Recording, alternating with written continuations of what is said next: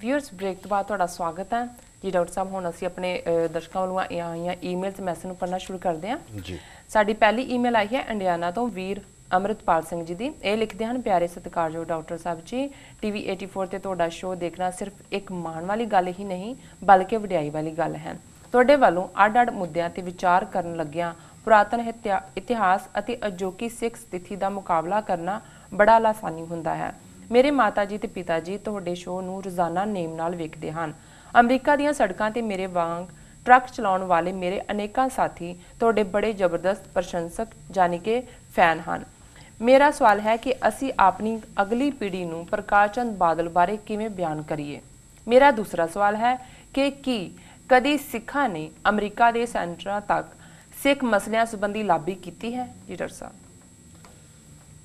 वीर अमृतपाल सिंह जी का बहुत बहुत धन्यवाद। उन्होंने सानू इंडियाना स्टेट तो लिखा है जी। ਜਦੋਂ ਇਸ ਕਿਸਮ ਦੇ ਵੀਰ ਜਿਹੜੇ ਕਿਰਤੀ ਨੇ, ਜਿਵੇਂ ਉਹਨਾਂ ਦੀ ਲਿਖਤ ਤੋਂ ਜ਼ਾਹਰ ਹੈ ਕਿ ਉਹ ਖੁਦ ਵੀ ਟਰੱਕ ਤੇ ਹੁੰਦੇ ਨੇ ਜੀ, ਉਹਨਾਂ ਦੇ ਸਾਰੇ ਹੀ ਜਿਹੜੇ ਬੋਲ ਨੇ ਲਿਖਤ ਦੇ ਵਿੱਚ, ਜ਼ਬਾਨ ਦੇ ਵਿੱਚ, ਉਹਨਾਂ ਨੂੰ ਮੈਂ ਬਹੁਤ ਵੱਡਮੁੱਲੇ ਸਮਝਦਾ ਜੀ। ਔਰ ਮੇਰਾ ਇਹ ਅਕਸਰ ਕਹਿਣਾ ਹੁੰਦਾ ਹੈ ਕਿ ਸਿੱਖੀ ਦੀ ਨੀਂਹ ਗੁਰੂ ਨਾਨਕ ਸਾਹਿਬ ਨੇ ਭਾਈ ਲਾਲੋ ਦੀ ਕੋਧਰੇ ਦੀ ਰੋਟੀ ਖਾ ਕੇ ਰੱਖੀ ਹੋਈ ਹੈ। ਕਿਰਤ ਨੂੰ ਗੁਰੂ ਨੇ ਵਡਿਆਇਆ ਹੋਇਆ।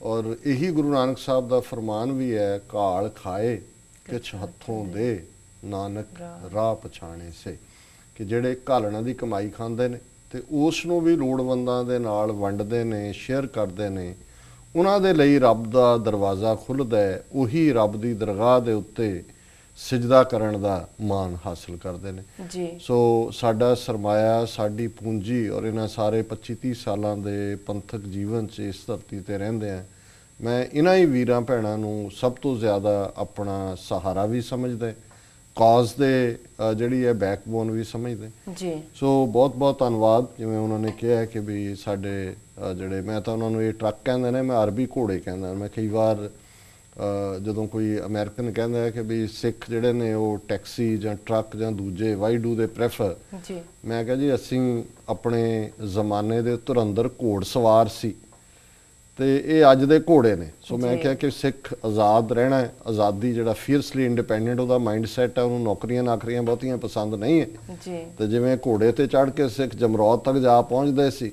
ਸੋ ਇਸੇ ਤਰ੍ਹਾਂ ਹੁਣ ਜਦੋਂ ਅਮਰੀਕਾ ਦੇ ਈਸਟ ਕੋਸਟ ਤੋਂ 3000 ਮੀਲ ਤਾਂ ਜਮਰੋਦ ਨਾਲੋਂ ਵੀ 4 ਗੁਣਾ ਦੂਰ ਹੈ ਜੀ। ਤੇ ਵੱਡੇ ਵੱਡੇ ਜਿਹੜੇ ਟਰਾਲਿਆਂ ਤੇ ਬੈਠੇ ਉਹ ਘੋੜਿਆਂ ਵਾਂਗ ਹੀ ਲੱਗਦੇ ਨੇ, ਅਰਬੀ ਘੋੜੇ ਲੱਗਦੇ ਨੇ ਜੀ ਜੀ।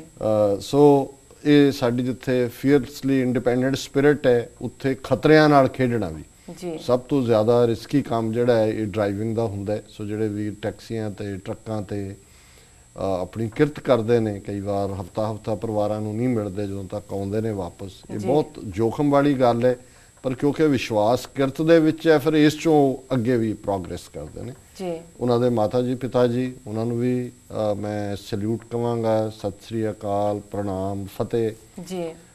ਕਿਉਂਕਿ ਮੈਂ ਸਮਝਦਾ ਵੀ ਜਿਹੜੀ ਸਾਡੀ ਬਜ਼ੁਰਗ ਜਨਰੇਸ਼ਨ ਹੈ ਇਹੀ ਸਾਡੇ ਲਈ ਰਾਹ ਦਸੇਰਾ ਵੀ ਹੈ। ਔਰ ਮੈਂ ਹਮੇਸ਼ਾ ਕਈ ਵਾਰ अपनी जनरेशन वाल देखदा है, असीं कमज़ोर होए हैं फेथ के पक्षों जी। साडे तो अगले जिहड़े ने उन्हां दे विच होर भी सुपरफिशियलिटी आ रही है, पर ये जिहड़ी साडी बजुर्ग जनरेशन सी इन्हां दे विच सिदक, फेथ, गुरु दे उत्ते अटुट भरोसा ये लाजवाब सी जी। उन्हां दे कोल बहुती विद्या सी नहीं सी, कोई यूनिवर्सिटियां च नहीं सी गए होए, लेकिन वाहिगुरू नूं भावें वाखरू कहण वाले सी, लेकिन उन्हां दा फेथ बड़ा मजबूत है। और मैं समझदा है भी वो घर ब्लैसड ने, उन्होंने गुरु की बख्शिश है, कृपा है, जिथे बजुर्ग माता पिता जिहड़े ने अपने बच्चे बच्चियां दे नाल रहिंदे ने। और बच्चे बच्चियां दा भी ये फर्ज बनता है कि उन्हां दी साम संभाल, सेवा और उन्हां नूं बनदा मान देण। वो रियल एक जिहड़ी रब दी ब्लैसिंग है जी।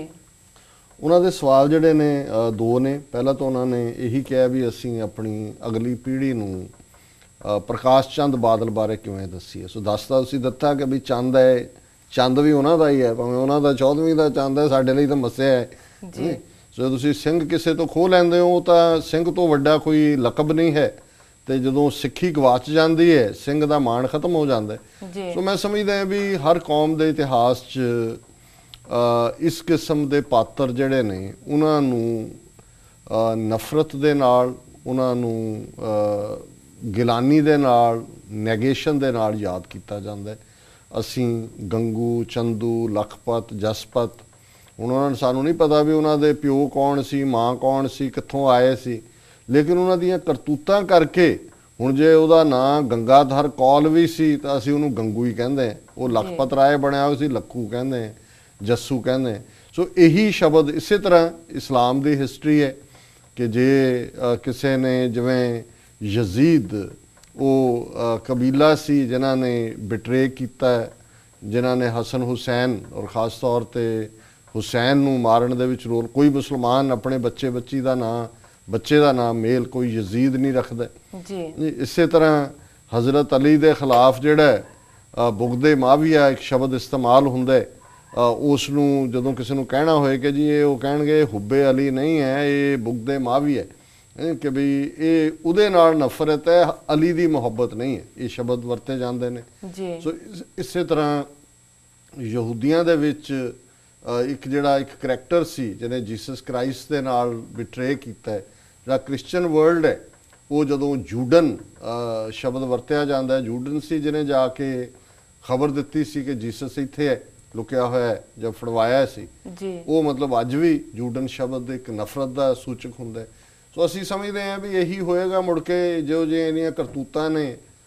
ਕੋਈ ਮਾਂ, ਕੋਈ ਪਿਓ ਆਪਣੇ ਬੱਚੇ ਦਾ ਨਾਂ, ਹਾਲਾਂ ਪ੍ਰਕਾਸ਼ ਦਾ ਮਤਲਬ ਤਾਂ ਰੌਸ਼ਨੀ ਹੁੰਦਾ ਜਦੋਂ ਵੀ ਇਹ ਨਾਂ ਰੱਖਿਆ ਜਾਂਦਾ ਸੀ, ਮਤਲਬ ਤਾਂ ਇਹੀ ਹੈ ਕਿ ਭਾਈ ਇਹ ਰੌਸ਼ਨੀ ਹੈ, ਲਾਈਟ ਹੈ, ਗੁਰੂ ਦੀ ਵਡਿਆਈ ਵਾਲੀ ਲਾਈਟ ਹੋਏਗੀ ਜੀ। ਪਰ ਇਹ ਤਾਂ ਹੁਣ ਹਨੇਰਾ ਹੈ, ਹਨੇਰਾ ਚੰਦ ਹੈ।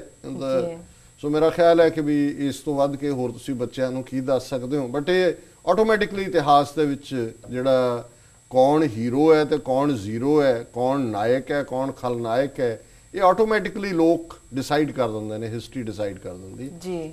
ਦੂਸਰਾ ਉਹਨਾਂ ਨੇ ਪੁੱਛਿਆ ਕਿ ਵੀ ਲੌਬੀ ਅਸੀਂ ਸਿੱਖ ਮਸਲਿਆਂ ਬਾਰੇ ਸੈਨੇਟਰਸ ਦੇ ਵਿੱਚ, ਦੇਖੋ ਅਮਰੀਕਨ ਕਾਂਗਰਸ ਦੇ 2 ਹਾਊਸ ਨੇ, ਇੱਕ ਹਾਊਸ ਆਫ ਰਿਪਰੈਜ਼ੈਂਟੇਟਿਵ ਹੈ ਜੀ, ਜਿਸ ਨੂੰ ਅਸੀਂ ਕਾਂਗਰਸ ਕਹਿੰਦੇ, ਤੇ ਇੱਕ ਸੈਨੇਟ ਹੈ ਜਿਹਦੇ 'ਚ ਅਮਰੀਕਾ ਦੀਆਂ 50 ਸਟੇਟਾਂ ਨੇ, ਹਰ ਸਟੇਟ ਤੋਂ 2-2 ਸੈਨੇਟਰ ਆਉਂਦੇ ਨੇ।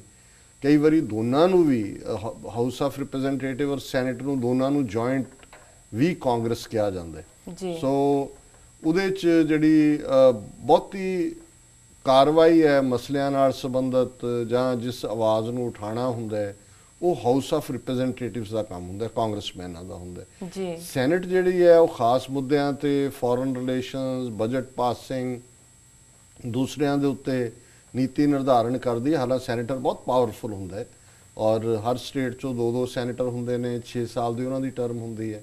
ਸੋ ਸਿੱਖ ਮਸਲਿਆਂ ਦੇ ਲਈ ਜਿਹੜੀ ਕਾਂਗਰੈਸ਼ਨਲ ਲੌਬੀ ਕਾਂਗਰਸਮੈਨਾਂ ਦੀ ਹੈ, ਉਹਦੇ 'ਚ ਪਿਛਲੇ ਜੂਨ ਦੇ ਮਹੀਨੇ 35 ਕਾਂਗਰਸਮੈਨਾਂ ਨੇ ਜਿਹੜੀ ਹੈ US ਸਿੱਖ ਕਾਂਗਰੈਸ਼ਨਲ ਕਾਕਸ, ਯਾਨੀ ਅਮਰੀਕਨ ਸਿੱਖ ਕਾਂਗਰੈਸ਼ਨਲ ਕਾਕਸ ਜਿਹੜੀ ਹੈ ਉਹ ਬਣਾਈ ਹੈ। ਔਰ ਮੇਰੇ ਜਿਹੜੇ ਅਕਸਰ ਇਹ ਲੱਗਾ ਵੀ ਹੁੰਦਾ ਹੈ ਹਾਂ, ਇਹ ਵੀ ਉਸ, ਕਿਉਂਕਿ ਉਸ ਮੌਕੇ ਦੇ ਉੱਤੇ ਹੀ ਉਹਨਾਂ ਨੇ ਕਾਂਗਰਸਵੋਮਨ ਜੂਡੀ ਚੋ, ਉਸ ਨੇ ਇਹ ਬਣਵਾ ਕੇ ਲਿਆਂਦੇ ਸੀ, ਜਿਹੜੇ ਕਿ ਉੱਥੇ ਮੌਕੇ ਦੇ ਉੱਤੇ ਦਿੱਤੇ ਗਏ, ਜਿਹੜਾ ਕਿ ਇੱਕ ਫਖਰ ਦੀ ਗੱਲ ਹੈ ਕਿ ਅਸੀਂ ਇੱਕ ਛੋਟੀ ਗਿਣਤੀ 'ਚ ਹੁੰਦਿਆਂ ਵੀ 6-7 ਲੱਖ ਸਿੱਖ ਨੇ, ਇਹਦੇ ਬਾਵਜੂਦ ਸਾਡੀ ਆਪਣੀ ਪਛਾਣ ਹੈ ਕਾਂਗਰਸ ਦੇ ਵਿੱਚ ਸਿੱਖ ਕਾਂਗਰੈਸ਼ਨਲ ਕਾਕਸ ਦੇ ਥੱਲੇ। ਔਰ ਓਵਰਆਲ ਕਾਂਗਰਸ ਔਰ ਸੈਨੇਟ ਨੇ, ਜਦੋਂ ਵਿਸਕੌਨਸਨ ਦੀ ਟ੍ਰੈਜਡੀ ਹੋਈ, ਉਹਨਾਂ ਨੇ ਸਿੱਖਾਂ ਨੂੰ ਸੈਲੂਟ ਕੀਤਾ ਹੈ। ਹਾਊਸ ਦੇ ਮਤੇ ਨੇ ਜਿਹਦੇ 'ਚ ਸਿੱਖਾਂ ਦੀ ਗੱਲ ਨੂੰ ਜਿਹੜਾ ਹੈ ਉਹ ਸਿੱਖਾਂ ਦੀ ਕੰਟਰੀਬਿਊਸ਼ਨ 100 ਸਾਲ ਤੋਂ ਇਸ ਮੁਲਕ ਦੇ ਵਿੱਚ ਉਹਨੂੰ ਰੈਕਗਨਾਈਜ਼ ਕੀਤਾ ਗਿਆ। ਔਰ ਇਸੇ ਤਰ੍ਹਾਂ ਜਿਹੜੇ ਬੁਲਿੰਗ ਦੇ ਉੱਤੇ ਹੈ ਜਾਂ ਹੋਰ ਰੇਸਿਜ਼ਮ ਨਾਲ ਸੰਬੰਧਿਤ ਕੋਈ, ਜਿਵੇਂ ਪ੍ਰੋਫਾਈਲਿੰਗ ਏਅਰਪੋਰਟਸ, ਉਹਨਾਂ ਸਾਰੇ ਇਸ਼ੂਜ਼ ਨੂੰ ਕਾਂਗਰਸ ਦੇ ਵਿੱਚ ਉਠਾਇਆ ਜਾਂਦਾ। ਇਸ ਤੋਂ ਇਲਾਵਾ ਵੀ ਦੂਸਰੇ ਅਦਾਰਿਆਂ ਦੇ ਵਿੱਚ ਸਾਡੀ ਲੌਬੀ ਹੁੰਦੀ ਹੈ। ਉਹ United States commission on international religious freedom ਹੈ, ਉਸ ਦੇ ਵਿੱਚ ਹੈਲਸਿੰਕੀ ਕਮਿਸ਼ਨ ਹੈ, ਉਹਦੇ ਸਟੇਟ ਡਿਪਾਰਟਮੈਂਟ ਦਾ ਹਿਊਮਨ ਰਾਈਟਸ ਵਿੰਗ ਹੈ, ਰਿਲੀਜੀਅਸ ਵਿੰਗ ਹੈ। ਸੋ ਉਹਨਾਂ ਦੇ ਨਾਲ ਸਾਲ ਦੇ ਵਿੱਚ ਸਮੇਂ-ਸਮੇਂ ਅੱਡ-ਅੱਡ ਮੁੱਦਿਆਂ ਦੇ ਉੱਤੇ ਅਸੀਂ ਵੀ ਔਰ ਬਾਕੀ ਜਥੇਬੰਦੀਆਂ, ਖਾਸ ਤੌਰ ਤੇ ਜਿਵੇਂ ਯੂਨਾਈਟਿਡ ਸਿੱਖਸ ਨੇ ਹੁਣ ਐਨੂਅਲ ਇੱਕ ਆਪਣਾ ਫੀਚਰ ਸਿੱਖ ਸਮਿਟ ਰੱਖਿਆ ਜੀ, ਜਿਹਦੇ 'ਚੋਂ 28 ਤੋਂ ਲੈ ਕੇ 30-35 ਨੁਮਾਇੰਦਿਆਂ ਦੇ ਨਾਲ ਅੱਡ-ਅੱਡ ਮੌਕਿਆਂ ਦੇ ਉੱਤੇ 3 ਦਿਨ ਦਾ ਉਹ ਸੈਸ਼ਨ ਚੱਲਦਾ ਹੈ। ਅਮਰੀਕਾ ਭਰ 'ਚੋਂ ਲੌਬੀ ਦੇ ਲਈ ਨੁਮਾਇੰਦੇ ਆਉਂਦੇ ਨੇ ਜੀ। ਸੋ ਕੁਝ ਜਥੇਬੰਦੀਆਂ ਨੇ ਜਿਹੜੀਆਂ ਲਗਾਤਾਰਤਾ ਨਾਲ, ਜਿਵੇਂ ਸਿੱਖ ਕੋਲੀਸ਼ਨ ਹੈ, ਸੈਲਡੈਫ ਹੈ, ਉਹ ਵੀ ਉਹਨਾਂ ਦੇ ਨਾਲ ਜਿਹੜਾ ਹੈ ਉਹ ਇੰਟਰੈਕਟ ਕਰਦੇ ਨੇ ਜੀ। ਸੋ ਇਹ ਕੁੱਲ ਮਿਲਾ ਕੇ ਅਸੀਂ ਸਮਝਦੇ ਹਾਂ ਕਿ ਅਸੀਂ ਆਪਣੇ ਨੰਬਰਸ ਦੇ ਲਿਹਾਜ਼ ਨਾਲ ਕਾਫੀ ਜ਼ਿਆਦਾ ਮਜ਼ਬੂਤੀ ਦੇ ਨਾਲ ਲੌਬਿੰਗ ਕਰ ਰਹੇ ਹਾਂ। ਜਿਹੜੀ ਪੋਲੀਟੀਕਲ ਲੌਬਿੰਗ ਹੈ ਖਾਲਿਸਤਾਨ ਦੇ ਹਵਾਲੇ ਨਾਲ, ਉਹ ਜ਼ਰੂਰ 9/11 ਤੋਂ ਬਾਅਦ ਉਸ ਦੇ ਉੱਤੇ ਜਿਹੜਾ ਉਹ ਬਹੁਤਾ ਐਮਫੈਸਿਸ ਨਹੀਂ ਹੈ, ਕਿਉਂਕਿ ਪ੍ਰਾਇਰਟੀਜ਼ ਬਦਲ ਗਈਆਂ, ਅਮਰੀਕਾ ਦੇ ਚੈਲੰਜ ਡਿਫਰੈਂਟ ਹੋ ਗਏ, ਟੈਰਰਿਜ਼ਮ ਦੇ ਨਾਂ ਥੱਲੇ ਡਿਫਰੈਂਟ ਗੱਲ ਹੋ ਗਈ, US ਇੰਡੀਆ ਰਿਲੇਸ਼ਨਸ਼ਿਪ ਜਿਹੜੀ ਹੈ ਉਹ ਇੱਕ ਡਿਫਰੈਂਟ ਜੀ ਜਿਹੜੀ ਹੈ ਉਹ ਦੌਰ ਦੇ ਵਿੱਚ ਦਾਖਲ ਹੋਈ। ਸੋ ਇਸ ਕਰਕੇ ਜਦੋਂ ਅਸੀਂ ਯੂਜੂਅਲ ਮਸਲਿਆਂ ਨੂੰ ਲੈ ਕੇ ਮਿਲਦੇ ਹਾਂ, ਅਸੀਂ ਹਿਊਮਨ ਰਾਈਟਸ ਇਸ਼ੂ ਨੂੰ ਹਾਈਲਾਈਟ ਕਰਦੇ ਹਾਂ, ਜਿਹਦੇ 'ਚ ਫਰੀडम ਦੀ ਗੱਲ ਵੀ ਹੈ, ਕਿਉਂਕਿ ਸਮਿਟ ਦੇ ਦੌਰਾਨ ਮੈਂ ਵੀ ਕੁਝ ਡੈਲੀਗੇਸ਼ਨਸ ਦਾ ਹਿੱਸਾ ਹੁੰਦਾ ਹੈ। ਸੋ ਅਸੀਂ ਤਾਂ ਆਪਣੀ ਖਾਲਿਸਤਾਨ ਦੀ ਗੱਲ ਹੀ ਕਰਨੀ ਹੁੰਦੀ ਹੈ। ਸੋ ਇਹ ਇੱਕ ਪੋਜ਼ਿਟਿਵ ਡਿਵੈਲਪਮੈਂਟ ਹੈ ਕਿ ਵੀ ਸਿੱਖ ਕਾਂਗਰੈਸ਼ਨਲ ਕਾਕਸ ਹੋਣ ਚਾਹੀ, ਪਰ ਪੋਲੀਟੀਕਲ ਲੈਵਲ ਤੇ ਅਸੀਂ ਸਮਝਦੇ ਹਾਂ ਵੀ ਖਾਲਿਸਤਾਨ ਦੇ ਮੁੱਦੇ ਤੇ ਸਾਡਾ ਐਮਫੈਸਿਸ ਜ਼ਰੂਰ ਘਟਿਆ, ਜਿਹੜਾ ਕਿ ਆਉਣ ਵਾਲੇ ਪੀਰੀਅਡ 'ਚ, ਕਿਉਂਕਿ 2014 'ਚ ਅਫਗਾਨਿਸਤਾਨ 'ਚੋਂ ਅਮਰੀਕੀ ਫੌਜ ਵਾਪਸ ਆ ਜਾਏਗੀ, ਨਵੇਂ ਪਰਮੂਟੇਸ਼ਨ ਕੰਬੀਨੇਸ਼ਨ ਬਣ ਰਹੇ ਨੇ, ਚੇਂਜਸ ਹੋ ਰਹੀਆਂ ਨੇ, ਔਰ ਇਹ ਸਾਡਾ ਫਰੀडम ਦਾ ਇਸ਼ੂ ਬਹੁਤ ਜਲਦੀ ਫਿਰ ਫਰੰਟ ਬਰਨਰ ਤੇ ਹੋਏਗਾ। ਸੋ ਵੀਰ ਅੰਮ੍ਰਿਤਪਾਲ ਸਿੰਘ ਜੀ ਦਾ ਬਹੁਤ ਬਹੁਤ ਧੰਨਵਾਦ, ਉਹਨਾਂ ਨੇ ਸਾਨੂੰ ਇੰਡੀਆਨਾ ਤੋਂ ਲਿਖਿਆ। ਜੀ ਡਾਕਟਰ ਸਾਹਿਬ ਨੂੰ ਇਸ਼ਾਰਾ ਹੋ ਗਿਆ ਬ੍ਰੇਕ ਤੇ ਜਾਣ ਦਾ। ਵੀਅਰਸ ਸਾਡੇ ਨਾਲ ਇਸ ਤਰ੍ਹਾਂ ਜੁੜੇ ਰਹੋ, ਮਿਲਦੇ ਹਾਂ ਛੋਟੇ ਵਕਫੇ ਤੋਂ ਬਾਅਦ।